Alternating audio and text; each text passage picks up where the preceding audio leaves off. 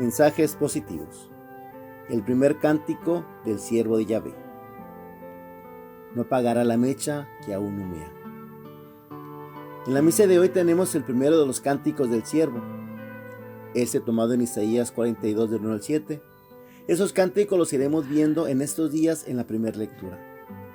Les comparto una excelente explicación sobre el tema tomado del sitio El Testigo Fiel, www.eltestigofiel.org. Se lo recomiendo ese sitio. Así dice el Señor: miren a mi siervo a quien sostengo, a mi elegido en quien tengo mis complacencias. En él he puesto mi espíritu para que haga brillar la justicia sobre las naciones. No gritará ni clamará, no hará oír su voz en las plazas, no romperá la caña resquebrajada, ni apagará la mecha que aún humea. Proclamará la justicia con firmeza, no titubeará ni se doblegará, hasta haber establecido el derecho sobre la tierra y hasta que las islas escuchen su enseñanza. Eso dice el Señor Dios, el que creó el cielo y lo extendió, el que dio firmeza a la tierra con lo que en ella brota, el que dio el aliento a la gente que habita en la tierra y la respiración a cuantos se mueven en ella. Yo, el Señor, fiel a mi designio de salvación, te llamé, te tomé de la mano, te he formado y te he constituido alianza de un pueblo, luz de las naciones, para que abras los ojos de los ciegos, saques a los cautivos de la prisión y de la mazmorra a los que habitan en tinieblas. Este bello poema que leemos como primera lectura de la misa del lunes santo es el llamado primer cántico del siervo sufriente. Parte de un conjunto de 4 poemas de tema semejante que se encuentran repartidos en el libro de Isaías entre los capítulos 42 y 53. Ese ocupa Isaías 42 del 1 al 7.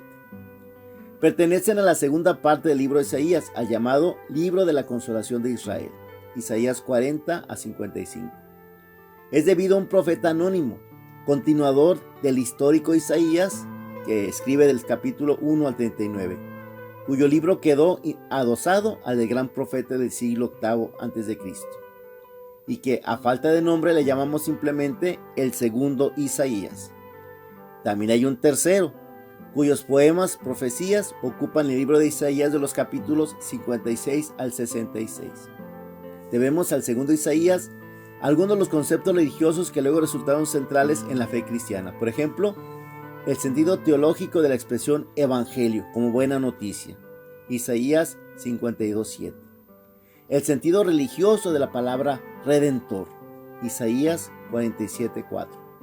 Y, gracias precisamente a los 4 cánticos del siervo, la profundización en la salvación vicaria o sustitutiva por medio del sufrimiento, Isaías 53:5.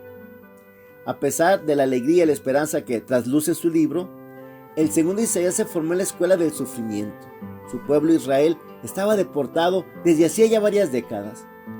El Dios que los había librado de Egipto y que los había conducido por el desierto y liberado para ellos el territorio de Canaán, parecía ahora darles la espalda.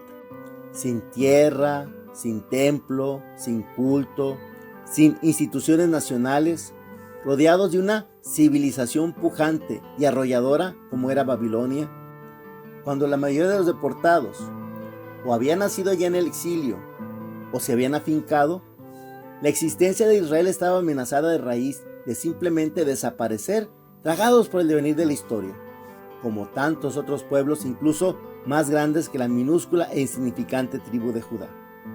Este anónimo Isaías se sabe llamado por ese Dios esquivo y aparentemente lejano a anunciar una buena noticia. Hay rescate, redención para Israel. Y no solo eso, el sufrimiento de 50 años de exilio había sido el lugar mismo de la redención. Ese sufrimiento era salvador. Sobre la figura de los sufrimientos del profeta doloroso por antonomasia, Jeremías, Isaías poetiza el valor que tiene ante Dios el sufrimiento de un hombre que resulta ser, incluso sin saberlo él mismo, rescate de todos. Era una forma también de enseñarle a ese Israel exiliado que el dolor del exilio no había sido en vano, que donde hay dolor hay una cercanía a Dios incluso mayor, que Dios hace algo con ese dolor.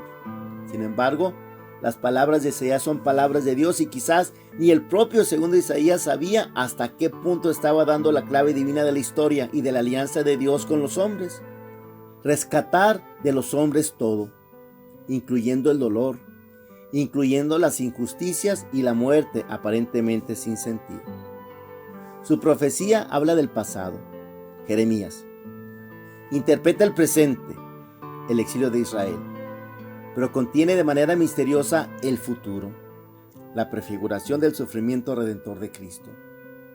Pero para entender a fondo este poema y el mensaje general del segundo Isaías, debemos atender a lo que anuncia centralmente.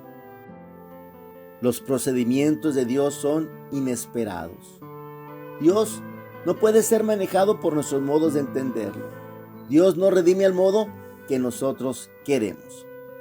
Frente a una religión de Israel que pretendía ser autosuficiente, comprender a Dios y expresarlo, el profeta anuncia: no gritará, no clamará, no voceará por las calles, la caña cascada no la quebrará, el pabilo vacilante no lo apagará. Frente a un Israel que se pretendía a sí mismo elegido con exclusividad ante los demás pueblos, dirá el profeta: te he formado y te he hecho alianza de un pueblo, luz de las naciones. Leemos este poema el lunes santo, a la vista de la pasión de Jesús y como profecía cumplida plenamente en él. Pero el poema no habla solo de un cumplimiento que podemos dejar en el pasado, sino un reclamo siempre actual.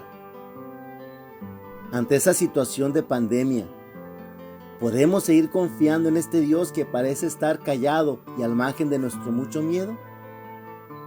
Como el segundo Isaías, sigamos creyendo en una acción salvadora de Dios, que a pesar de las condiciones adversas del mundo, no nos ha dejado ni nos dejará. Él sigue pendiente hasta de la mecha que aún humea, cuanto más lo estará de nosotros. Mensajes positivos.